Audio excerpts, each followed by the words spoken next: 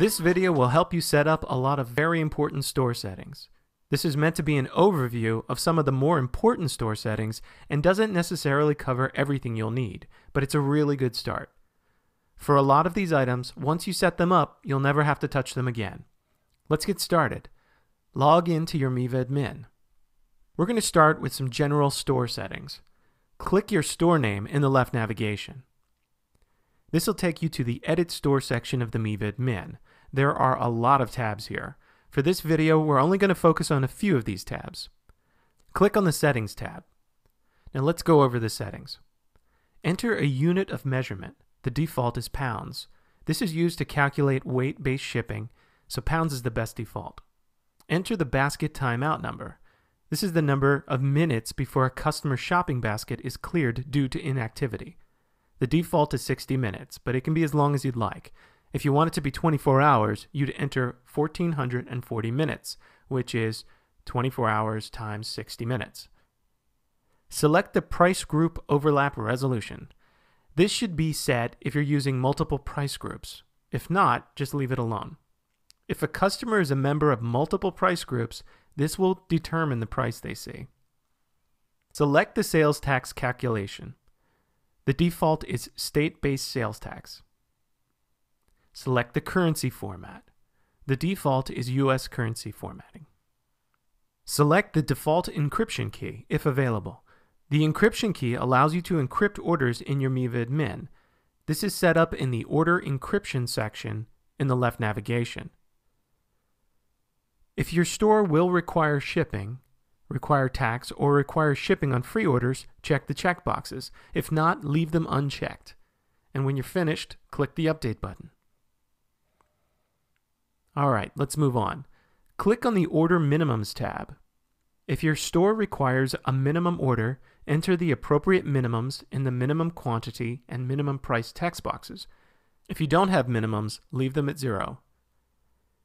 Check the Must Meet Both Minimums if needed. And enter the message you want customers to see if they try and check out without meeting your minimum order requirements. When you're finished, click the Update button.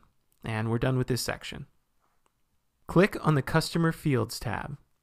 During the checkout process, your customer will provide you with their personal information. These settings will help you to configure which items are required and which are not. Start by selecting the primary address, either the shipping or the billing address. The primary address is the more important of the two addresses. Down below, select the radio buttons next to the fields to either hide, require, or make the field optional. If a field is hidden, the customer will not be asked to provide this information. If a field is required, the customer cannot check out unless they provide the information. And if a field is optional, they can leave it blank or fill it in and still check out. And lastly, select the settings for the non-primary address.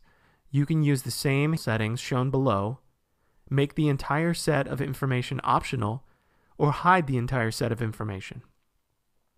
For example, let's say your company sells a service or a product that doesn't require a shipping address, like software that's downloaded. You can select billing as your primary address and select hidden for your shipping address because you don't need that information. When you're finished, click the Update button, and now we're done with this section. Now click on the State-Based Sales Tax tab. If you're collecting state tax, you can set the location and tax rate here. Select whether the tax will be based on the customer's shipping state or billing state. Click the Add Rate button to add a new state tax rate. Select the state from the pull-down menu. I'll choose California. Enter the tax rate percentage. In Sacramento, the tax rate's 8.25%. Check the Tax Shipping checkbox if your state requires you to tax your shipping. California doesn't, so I'm going to leave that unchecked. And when you're finished, click the Update button. Alright, let's move on. Alright, click on the Countries link in the left navigation. The Countries section allows you to specify which countries you ship your products to. Customers see it during the checkout process. There are over 250 countries, so a good way to do this is to scroll down to the bottom of the screen, enter 300 in the display text box, and click the refresh arrow button.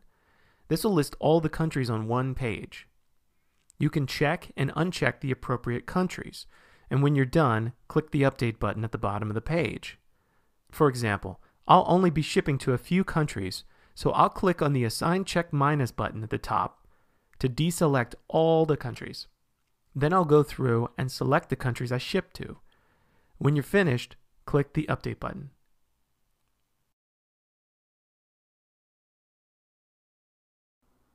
Now click on the States link in the left navigation. The States section allows you to specify which U.S. states you ship your products to. Customers see it during the checkout process. Be careful here because this interface works a little different than the Countries section. In the States section, the checkboxes are used to remove or delete the states you don't want to ship to. So what's shown here is a list of states you do ship to. For example, since my store sells chocolates, I can't ship to Hawaii because everything melts on the plane. I'll check the checkbox next to Hawaii and click the Update button. Hawaii was removed from the list, so the customers will not see that option during checkout. Oh, wait a second. I just found out that they have refrigerated planes, so I can ship to Hawaii. So let's put that back. The only way to do it is to click the Add State button, scroll down to the bottom of the page. I'll put Hawaii as the state code and Hawaii as the state name and click the Update button. And there it is. Also, I can't ship chocolate out of the country, so I'll check the checkbox next to Outside US and click the Update button to remove it. Now this won't be an option. Alright, that's all there is to this section, so let's move on. Click on the Order Fulfillment Settings link in the left navigation. These are the email notifications that are sent out when someone places an order. You can turn them on and off by checking and unchecking the checkboxes and clicking the Update button. The Customer Order Confirmation HTML email is sent out to the customer when they place an order, and it includes their order information. The Email Merchant Notification email is sent to you when a customer places an order, so you know someone placed an order on your store. There are two tabs that allow you to edit these items. Click on the Customer Order Confirmation HTML email tab. This is the email that's sent to the customer when they place an order. Enter the From email in the text box. This would typically be your email address. If you'd like, enter an additional email in the CC text box, but you don't have to. Enter the subject of your email. Mode allows you to select whether you send a text or HTML email. If you select text, enter the text message you want your customers to see in the text box below. The email that's sent to your customers will have this message at the top and their order information below. If you select HTML, the default setting, a professionally formatted email with your customer's order information will be sent. You can change the message at the top of the email by scrolling down to the Message section and changing it to whatever you'd like. When you're finished, click the Update button.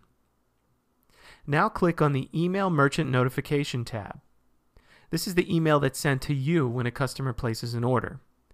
Select the From email address. It can show the customer's email or an address that you enter.